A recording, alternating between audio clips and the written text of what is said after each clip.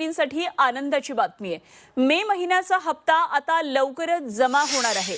महिला बालविकास मंत्री आदिती तटकरे यांनी ही माहिती दिली आहे। लाडक्या बहिणींना एकत्रित लाभ मिळणार आहे। तर अद्यापही राज्यातल्या 80 लाख महिलांनी ई-केवायसी केलेली नाहीये। त्या महिलांनी लवकरात लवकर ई-केवायसी करावी यासाठी अर्ज बाद झालेले नाहीयेत। खरं तर महायुतीची एक सर्वात महत्त्वाकांक्षी योजना म्हणजे मुख्यमंत्री माझी लाडकी बहीण योजना आहे। याची ई-केवायसी ची प्रक्रिया ही साधारणपणे गेल्या वर्षी ऑगस्ट महिन्यामध्ये सुरू झाली होती आणि त्याला पहिल्या सुरुवातीच्या ह्याच्यामध्ये जवळपास 3 महिन्याचा कालावधी देण्यात आला होता।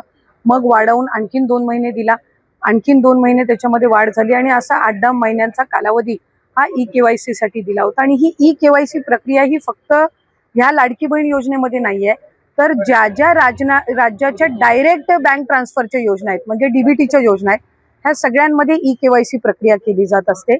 आणि हा जो 80 लाखाचा आकडा आहे हा फक्त ई-केवायसीचा नाही, यात ई-केवायसीचे काही महिला असतील ज्यांनी ई-केवायसी केलेली नसेल इतक्या मुदतीत सुद्धा तेही आहेत।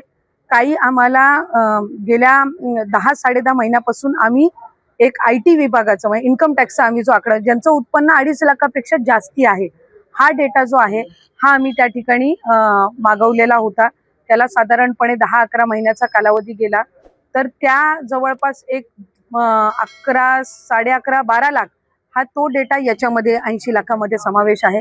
याच्यात 4.5 पावणे 5 लाख अशा महिला आहेत ज्या 65 वयोगटाच्या पुढे गेलेल्या आहेत, जे वयाचा निकष आहे तर त्यामध्ये असतील। त्याच्यानंतर याच्यात सरकारी कर्मचारी ज्यांनी लाभ घेतला होता ते काही हजारांमध्ये होते, 14-14.5 हजार असतील।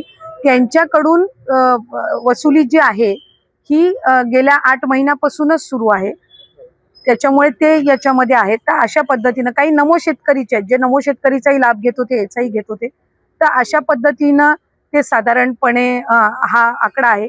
याच्यात सुद्धा काही आमच्याकडे ज्या लाभार्थी महिला आहेत यांनी विनंती केलेली आहे की त्यांनी ई-केवायसी करून सुद्धा त्यांना लाभ हा बंद झालेला आहे। आम्ही त्याची फेर तपासणी करत आहोत जेणेकरून कुठलीही महिला जिने ई-केवायसी केलेली असेल ती लाभापासून वंचित राहता कामा नये। त्याच्यामुळे राज्याचे मुख्यमंत्री देवेंद्र फडणवीस साहेब, एकनाथजी शिंदे साहेब, आदरणीय सुनेत्रा काकी असतील, मंत्रिमंडळ असेल, यांच्या याच्यानी आपण ती ज्यांनी ई-केवायसी केलेली आहे पण त्यांचा कदाचित काही कारणास्तव टेक्निकल अडचणीमुळे लाभ बंद झाला असेल ती आम्ही करतोय। काही अशा आहेत ज्यांनी संजय गांधी निराधार योजना आणि लाडकी बहीण योजना ह्या दोन्ही मधून जे लाभ घेत होते ते छाननीमध्ये कट झालेले आहेत, पण त्यांना दोन्हीपैकी एका योजनेचा कंपल्सरी लाभ हा आपण देणारच आहोत।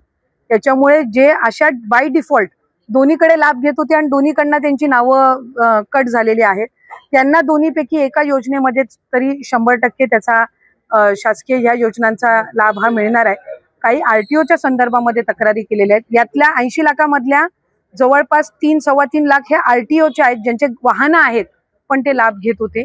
हा एक 6-8 महिन्यापासून डेटा मिळालेला आहे, असा कन्सॉलिडेट करून आहे।